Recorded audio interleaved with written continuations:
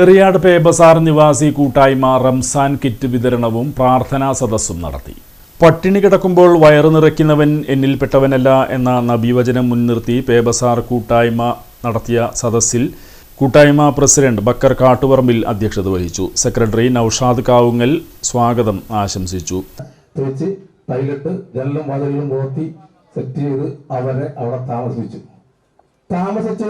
നമ്മുടെ ബൈത്തൽ ശിബിര രക്ഷാധികാരികളുണ്ട്, പേബസാർ നിവാസി കൂട്ടായ്മ സെക്രട്ടറി പ്രസിഡന്റുമാരുണ്ട്.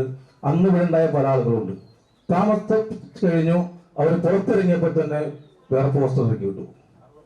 പള്ളി കൊടുത്ത സ്ഥലത്ത് വെറുതെ ബോർഡ് വെച്ചുകൊണ്ട് ആവശ്യമില്ലാത്ത കാര്യം ചിത്രീകരിക്കുന്ന ഒരു വിഭാഗം ആളുകൾ ഇറങ്ങിയിട്ടുണ്ട്. അവർക്ക് നമ്മുടെ മഹലിൽ നിന്നും 50 പൈസ പോലും കൊടുക്കരുത്. കള്ളപ്രചരണമാണ്, കള്ളമായി നടത്തുന്ന പ്രസ്താവനകളാണ്, ഇതൊന്നും ശരിയല്ല എന്ന് പ്രഖ്യാപിച്ചു. മുഹീദ്ദീൻ ജുമാ മസ്ജിദ് ഖത്തീബ് സുൽഫിക്കർ ഹസനി പ്രാർത്ഥന നടത്തി.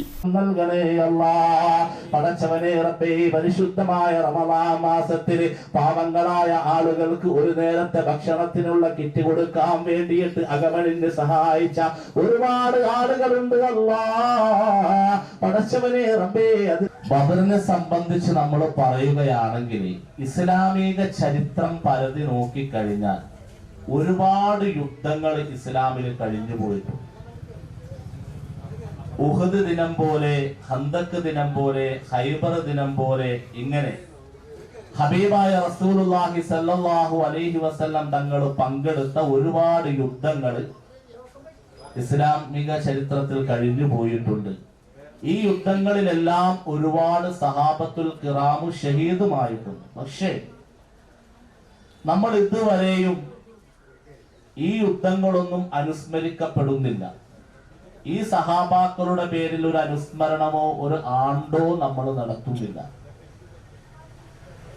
പിന്നെ എന്തുകൊണ്ടാണ് ബദർ ദിനവും ബദരീങ്ങളെയും നമ്മൾ സ്മരിക്കുന്നു, ആദരിക്കുന്നു എന്നുള്ളത് വളരെ ചിന്തിച്ച് ആലോചിച്ച് മനസ്സിലാക്കേണ്ട ഒരു കാര്യമാണ്.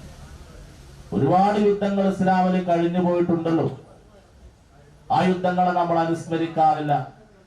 ഒരുപാട് സഹാബാക്കൾ ആ യുദ്ധങ്ങളിൽ വഫാത്തായി പോയിട്ടുണ്ട്, അവർ ഷഹീദായി പോയിട്ടുണ്ട്. അവരെ ഒന്നും നമ്മൾ ആണ്ട് നടത്താറില്ല, അനുസ്മരിക്കാറില്ല. മാത്രവുമല്ല, ബദറിന്റെ പശ്ചാത്തലം എടുത്തു നോക്കുകയാണെങ്കിൽ ഉഹദ് യുദ്ധത്തെക്കാൾ